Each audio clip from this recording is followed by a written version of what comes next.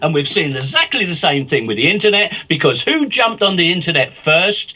After the pornographers, it was the purveyors of Jesus. And we had thousands of Christian sites all regurgitating their holy texts and dishing out their apologetic propaganda. And yet, okay, they've done that. We've seen it. It's boring. It's repetitive. It's unconvincing. And now we have the more informed, fact-based information being disseminated, being discussed. And yeah, they will rue the day when the internet ever arrived. Yeah, it is kind of ironic.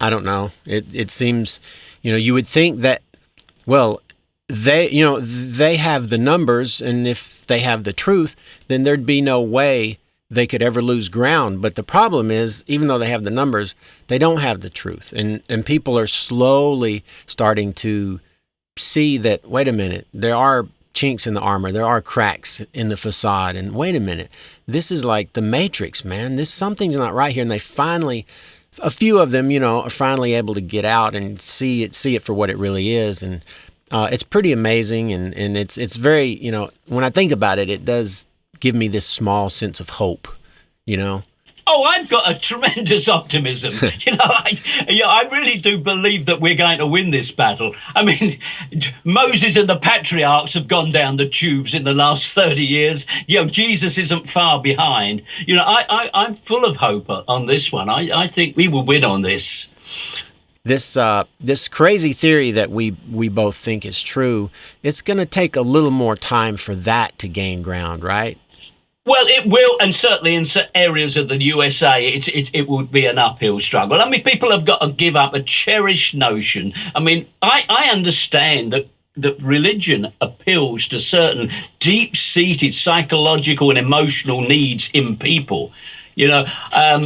I'm aware that it becomes, organized religion is a sort of home for the lonely, the lost and lonely, the waifs and strays, the reformed, criminals and drug addicts. They all find a comfort zone within Jesus. So, they will be the last people to give up this new sort of anodyne, soothing indoctrination. They will be the last to move. But more rational people who don't have such a need to see them through the day, in say the Anglican Church within the UK, I mean, it's a very liberal church. I mean, there's very little of traditional Christianity that it really still endorses. And I from time to time I meet Christians who don't even believe in that Jesus is the Son of God. They don't believe in the virgin birth. They just think he was a nice man. That's all their Christianity amounts to. I mean, yes, I'm not imagining that this will disappear even in the next 100 years, but I think the vast bulk of intelligent people will realize that Jesus is just another West Asian fantasy of a god that we inherited from the ancient world, and he's overstayed his welcome. He's past his sell-by date. I think you're right. I totally agree. So, well, I know you're busy and you've got, billions of things you're working on. And so I didn't want to keep you very long. I just wanted to, do a real quick chat and more of a kind of a shout out to my subs. And if you want to, you've got a lot of subs on your YouTube channel now. So if you want to put this on your channel, shout me out, that's cool. But I was just wanting to do a shout out to my subs. I'll do that with pleasure. So let me plug your website again and your channel so people know what it is. It's jesusneverexistd.com, and it's just all spelled out lowercase, jesusneverexistd.com. His YouTube channel is Jesus Never Existed, but leave off the last E, and you'll get there. Jesus Never Existed, and that's his YouTube channel. He's got a lot of vids up now. Very interesting stuff. Go check it out. I like the ending particularly.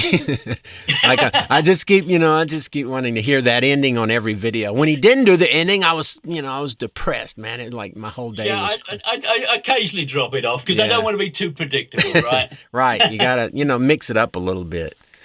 Absolutely. Well, it's always a pleasure to talk to you. Just finish by saying this because there's an important point there, right?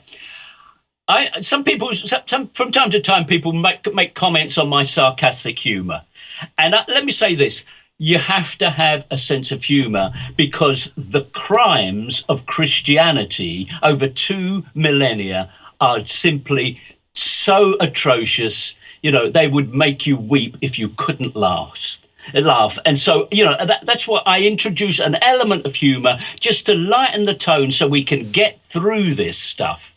I'm in total agreement that the people who will watch your videos and get offended, I mean, I think a lot of those people have never even read about the history of the church. I try not to be, overly, angry. I try not to seem like one of those angry atheists.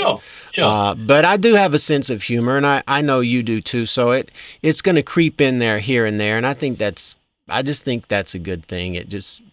I don't know, it just lifts that dreadfulness up a little bit. Just a tad. Yeah. Just a tad. But, I know that most Christians I've ever met are really nice people. The sad thing is they think Christianity is nice and Jesus was nice, Right. And unfortunately they don't go and look at the truth. Yeah, that's what I find. I mean, there's a few Christians who we won't plug in this little chat that we talk about. I think you've debated a few of those. They're just, I don't know, they're never going to consider what you have to say. You can't reason with the unreasonable. No. I mean, people have sometimes said to me, they may have said it to you, but you're a bit. I think sometimes you're a bit more gentle and certainly less sarcastic than I can be. But people have said to me, why don't you tone it down? You alienate Christians immediately. And I reply to them, look, I don't write for Christians. There's no way I could ever put it soft enough for Christians. I write for the people who are having doubts already, or to inform people who are already skeptical, so that they are fully armed to deal with these people who are out to lunch with Jesus. Right.